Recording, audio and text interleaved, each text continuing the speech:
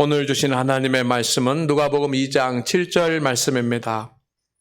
첫 아들을 낳아 강보로 싸서 구유에 누웠으니 이는 여관에 있을 곳이 없음이로라. 아멘.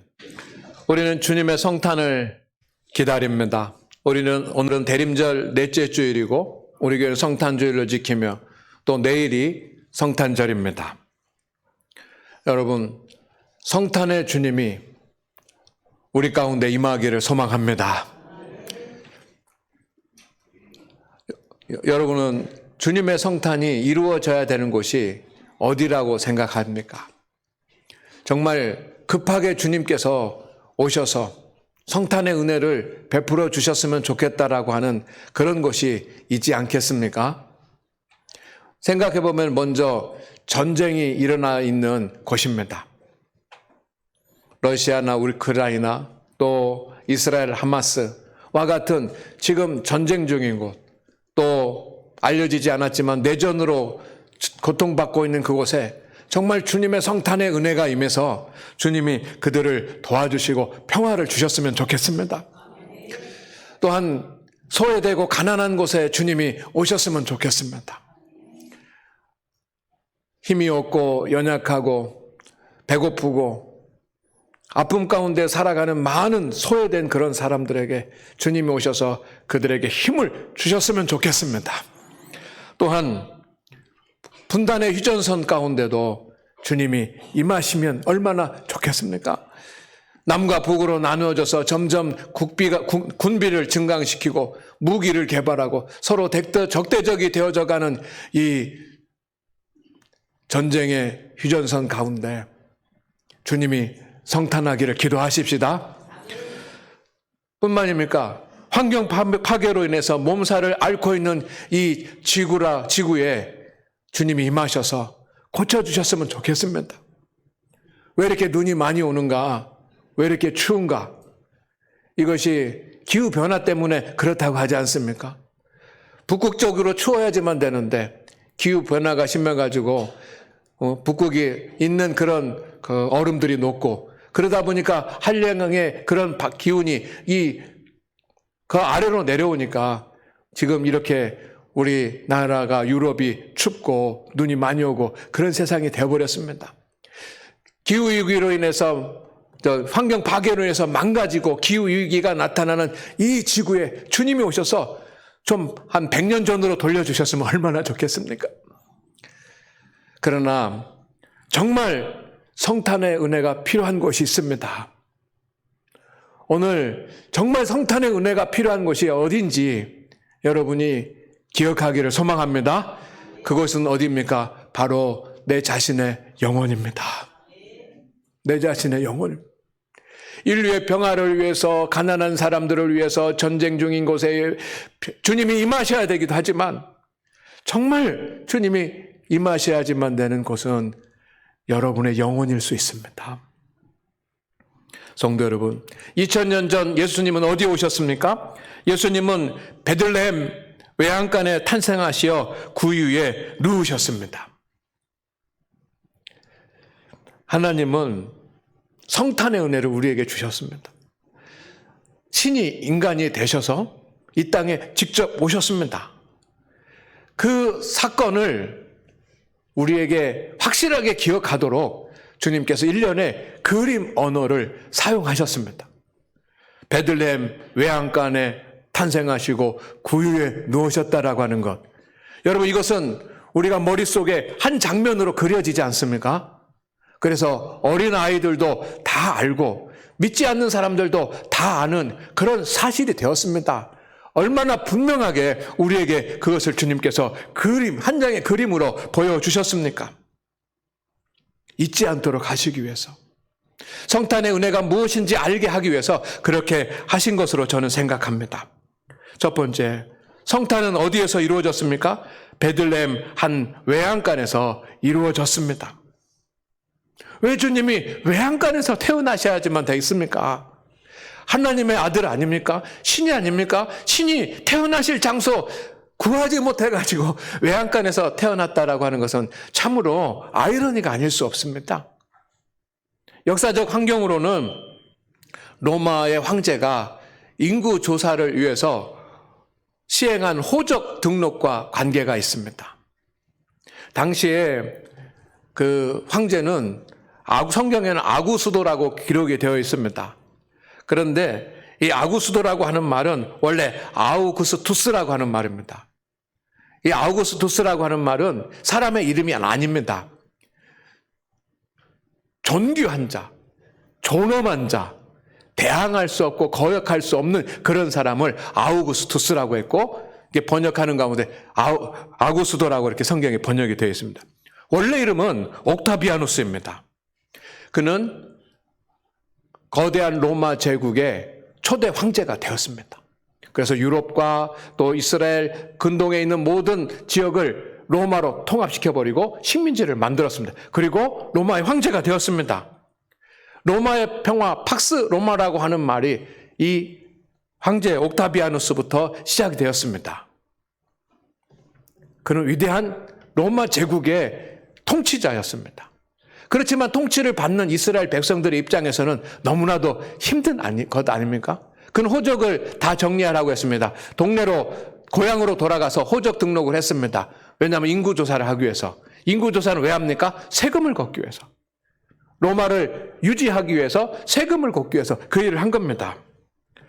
역사적으로 보면 그래서 사람들이 모두가 다 자기의 고향으로 가다 보니까 친척집에서 기거하는 사람도 있겠지만 친척집이 없어진 사람, 없는 사람들은 여관으로 가지 않겠습니까? 그곳에서 머물고서 호적을 등록하고 이제 가야지만 되는데, 그러다 보니까 동네가 붐비고 각 지역이 베들레헴뿐만 아니라 모든 나라가 다 사람으로 붐비고 여관도 없었습니다.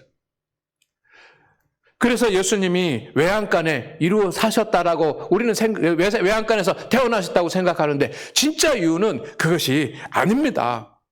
왜 주님이 외양간에서 태어나실 수밖에 없는 가난한 자이십니까? 아니지 않습니까? 외양간은 상징하는 것이 있습니다. 외양간은 가장 어렵고 힘든 인생의 자리를 의미합니다. 외양간이 무엇입니까? 가축들이 귀거하는 곳입니다. 사람들이 가축들을 가두어 놓고 기르는 곳이 바로 그 외양간 아닙니까? 요즘으로 현대식으로 외양간을 만들어서 그렇게 환경이 좋도록 한 그런 외양간은 아닐 것입니다. 그 외양간에 사람이 들어가서 하룻밤이라도 잠을 잘 수 있겠습니까? 그러지 못합니다. 이 외양간은 사람들이 들어가서 거처할 수 없는 아주 비천한 곳입니다. 그곳에 주님이 오신 겁니다. 비천하기만 하는 것이 아니라 냄새도 납니다. 먹을 것과 또 이렇게 배설물과 이런 것들이 다 어우러져서 그냥 나오는 그 지독한 특유의 외양간의 냄새가 그곳에 진동하고 있는 것입니다. 그곳에 주님이 오셨습니다. 세상의 집들은 밝은 등불을 켜고 빛이 있지만 이 외양간에는 등불을 켜놓을 이유가 하나도 없습니다. 외양간에 불을 밝혀두는 사람이 어디 있습니까? 그러니까 밖에는 등불로 밝혀지지만 이 외양간은 온통 어둠 가운데 휩싸여 있는, 그래서 세상의 밝음과는 관계가 없는 그런 곳입니다. 그래서 외양간은 어렵고 힘든 인생의 자리를 의미합니다. 그런데 그곳에 오시는 것을 주님께서 직접 선택하신 것입니다. 영광이 없어서 주님이 할 수 없이 그곳에 태어나신 것처럼 그렇게 보이지만 주님이 그곳을 태어나실 장소로 작정하신 것인 줄로 믿습니다. 주님이 태어나실 장소를 주님께서 직접 선택하셨습니다. 그리고 그곳에 오셨습니다. 마리아가 산통을 느끼고 그곳에서 아이를 낳습니다. 덤불 있고 배설물 있고 한 그런 곳에 좀 이렇게 치우고 좀 밀고 그것에 무슨 천을 깔고 이렇게 이제 그곳에서 자연분만을 하는 것 아닙니까? 그런데 아기가 태어났습니다. 이 아이를 눕혀야 되잖아요. 그런데 그 외양간에 예수님을 누일 만한 곳이 없습니다. 어디다 예수님을 누입니까? 그런데 그때 번뜩 생각난 것이 바로 외양간의 구유, 우리말로 하면 여물통입니다. 여물통이 있는 겁니다. 그 여물통에 여물들을 다 쓸어내고 그것을 닦았습니다. 뭐 깨끗하게 물로 씻고 할 수도 없었을 것 아닙니까? 그렇지만 쓸고 닦고 털고 뭐 먼지를 비우고 그곳에 천을 대충 깔고 그곳에 여물통이 비워졌습니다. 그리고 그곳에 주님이 누우신 줄로 믿습니다. 성도 여러분, 왜 주님은 외양간을 선택하시고 구유에 누우셨을까요? 외양간은, 베들레헴의 외양간은 우리의 현실과 너무 닮았습니다. 따라하겠습니다. 우리의 현실이 베들레헴 외양간입니다. 여러분, 오늘 하나님 앞에 나와서 예배하는 여러분의 내면과 여러분의 삶의 현실은 어떻습니까? 우리는 세상도 섬겨야 되고 이웃도 사랑해야지만 되고 세상의 평화도 위해서 기도해야 되고 이웃을 위해서 구제하고 또 기도도 해야 되고 중보도 해야 됩니다. 그러나 여러분 자신도 보시기를 바랍니다. 세상도 보고 이웃도 보아야 됩니다. 그러나 동시에 내 자신도 보아야지만 됩니다. 오늘 하나님을 예배하는 여러분의 현실과 여러분의 내면은 어떻습니까? 저는 말씀을 준비하면서 우리의 마음속, 보이지 않는 이 우리의 마음속과 여러분의 현실이 외양간을 닮은 것 아닌가?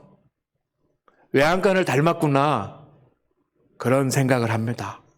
그러니 주님께서 외양간에 오셔서 나는 너와 함께 한다라고 하는 것을 보여주시는 것 아니겠습니까? 여러분, 우리는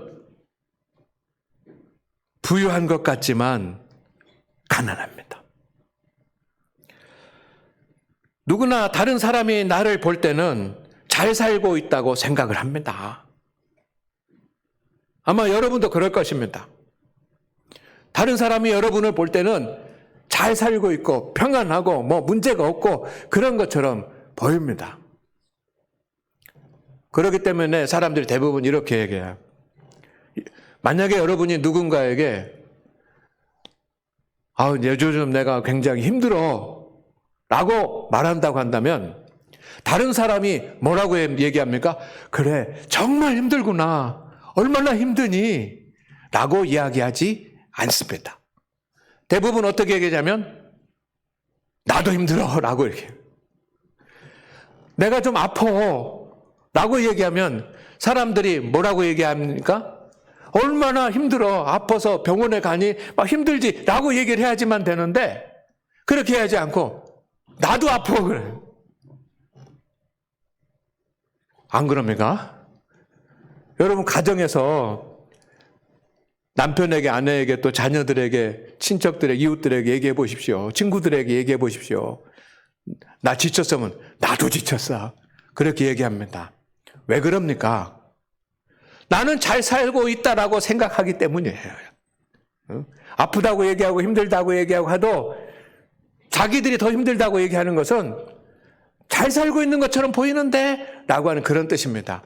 그러나 여러분, 잘 살고 있는 것처럼 보이지만 실제로 한 성도들을 바라보면 문제가 없는 성도들을 찾아볼 수가 없어요. 다 문제가 있어요. 다 기도 제목이 있습니다.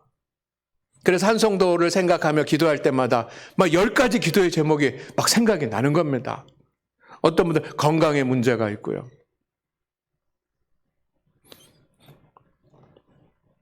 어제 저녁에 어떤 전화를 하나 받았습니다. 58년 개띠 목사님이 계세요. 제가 왜 이렇게 얘기하냐면 선배 목사님, 58년 생이신 선배 목사님들이 금년에 여러 명 돌아가셨어요. 그런데 58년 개띠인 선배 목사님이 병원에서 이제 진찰을 받고 있는데 아프다는 소식을 한 2개월 전에 들었습니다. 그런데 어젯밤에 돌아가셨다라고 전화를 받았어요. 너무 깜짝 놀라가지고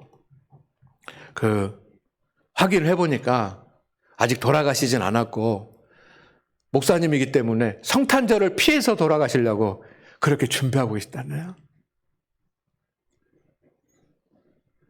겉으로는 괜찮은 것 같고 사람들이 볼 때는 아무 문제 없는 것 같은데, 여러분, 자녀들 때문에, 직장 때문에, 사업 때문에, 또 주님의 일을 하면서 남들이 볼 때는 부유한 것처럼 보이지만 정말 나는 가난한 그런 형편 가운데 살아가는 성도들이 있습니다.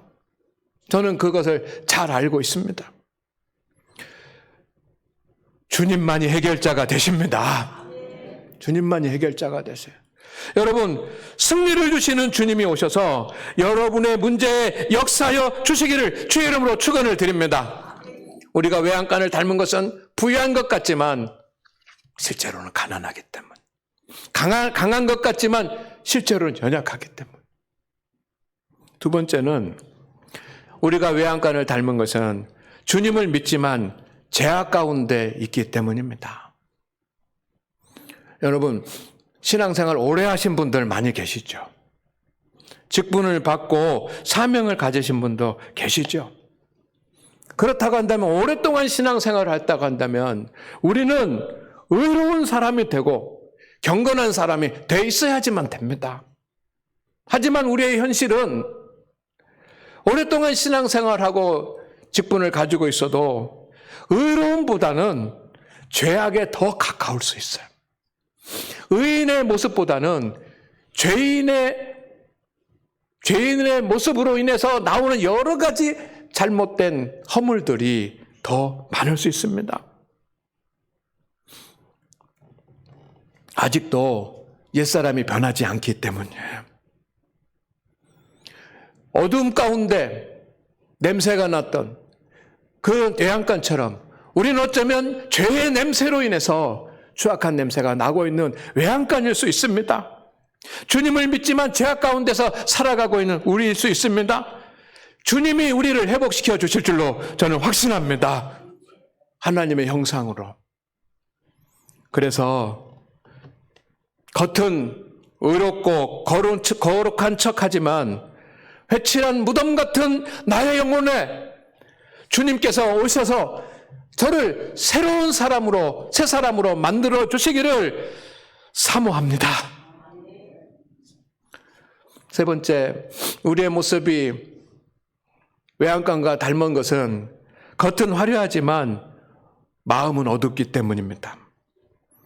예수님이 탄생하신 외양간이 어둠으로 가득 찬 것처럼 오늘 현대인들의 마음도 암울합니다.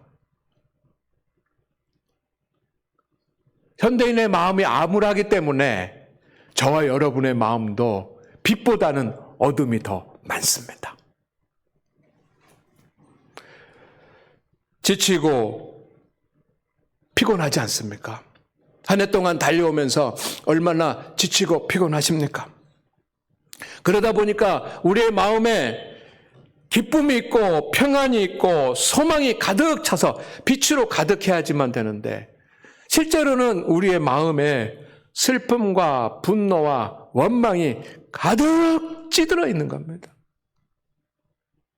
그래서 누군가가 한마디만 하면, 누군가가 조금만 살짝 건들기만 하면, 누군가가 조금만 상처를 주면, 저수지에 돌을 던지면 그 밑바닥에서 더러운 것들이 쏟아져 나오는 것처럼 우리의 마음은 슬픔 터져 나오고 분노가 터져 나오고 원망이 터져 나오는 그런 외양간과 같습니다. 주님만이 우리의 슬픔을 기쁨으로, 우리의 분노를 평안으로, 우리의 원망을 소망으로 바꾸십니다.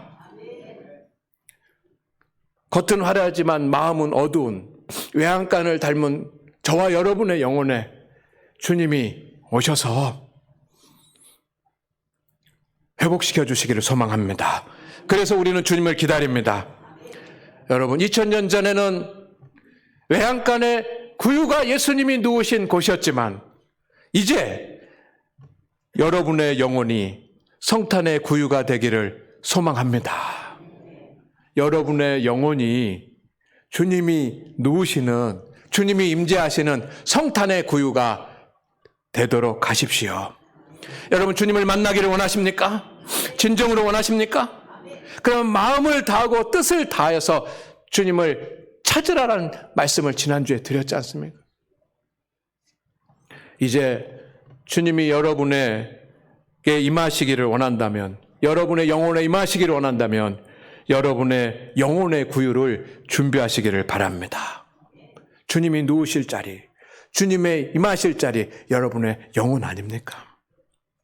그렇다고 한다면 세 가지를 해야지만 됩니다. 첫째는 회개하여 영혼을 성결하게 하십시오. 베들레헴 외양간은 지저분했습니다. 예수님 태어나신다고 가축들 다 쫓아내고 또 리모델링하고 또 카페트 깔고 그런 것 하지 않았지 않습니까? 현실은 그대로였습니다. 가축들도 그대로 있고 더러운 것들도 그대로 있고 냄새도 나고 그대로였습니다. 그러나 그곳에 한 곳 깨끗하게 비워진 곳이 있었는데 그것이 바로 구유입니다. 그 지저분한 외양간이지만 구유 하나 깨끗하게 비워졌을 때 주님이 임하시기에 충분했습니다. 우리의 삶의 모습이 피곤하고 곤비하고 여러 가지 문제들이 있고 또 병약하기도 하고 죄 가운데 우리가 아직 정말로 떨쳐버리지 못하고 옛사람이 남아있다고 할지라도 성도 여러분, 회개하고 우리의 영혼을 깨끗하게 하면 그곳에 주님이 임하십니다. 두 번째는 영혼을 비우십시오. 영혼을 깨끗하게 하기 위해서는 비워야지만 됩니다. 주님을 모시려면 세상의 분주함을 내려놓아야지만 됩니다. 저도 성탄절이 내일인데 성탄절에 주님을 만나려면 모든 것을 다 내려놓고 마음을 비우고 다 있어도 주님 만날 수 있을까 없을까 했을 정도인데 얼마나 바쁜지요. 여러분, 이렇게 우리가 바쁘고 분주한데 세상 일로 여러 가지 연말의 일들로 바쁜데 언제 주님이 우리의 마음 가운데 오시겠습니까? 여러분이 진정으로 주님을 만나기를 원한다면 세상의 분주함을 내려놓으시기를 바랍니다. 그래서 어떤 방해도 받지 않고 오직 믿음 안에서 주님을 기다리십시다. 오직 주님을 기다리는 것이 유일한 일이 되기를 소망합니다. 그리고 세 번째는 주님을 만나는 자리에 앉으십시오. 성탄의 주님을 어디서 만나겠습니까? 어디 관광 가서 어디 식당에 가서 만날 수 있는 것 아니지 않습니까? 주님 임하시는 곳은 확실한 곳이 있습니다. 어디입니까? 말씀과 기도의 자리입니다. 말씀과 기도의 자리가 주님과 만나기로 주님께서 약속하신 자리입니다. 그곳에서 여러분은 주님을 만날 것입니다. 시간이 없어요. 내일 새벽에 성탄에 주님이 오시지 않습니까? 2000년 전에 오셨지만 여러분 D-Day가 내일입니다. 오늘도 오후에 바쁘고 분주한 일이 있겠지만 오후에 성탄 전야 행사가 돌아가시면 짧은 1시간만이라도 내 영혼을 구유로 준비하고 예수님 임하실 수 있도록 주님과 여러분만의 시간을 만드는 것은 어떻겠습니까? 오늘 주님이 여러분의 영혼의 구유에 성탄하시기를 주의 이름으로 축원을 드립니다. 하나님 아버지, 믿음으로 살아가는 주의 종들에게 함께 하시는 주님, 임마누엘 주임으로 이 땅에 오신 주님, 지치고 피곤하고 분주하고 여러 가지 약함으로 살아가는 우리 성도들, 주의 하나님, 주님께서 임하셔서 함께하여 주시옵소서. 우리 성도들의 영혼의 구유에 주님 오시옵소서. 예수님의 이름으로 기도드립니다. 아멘.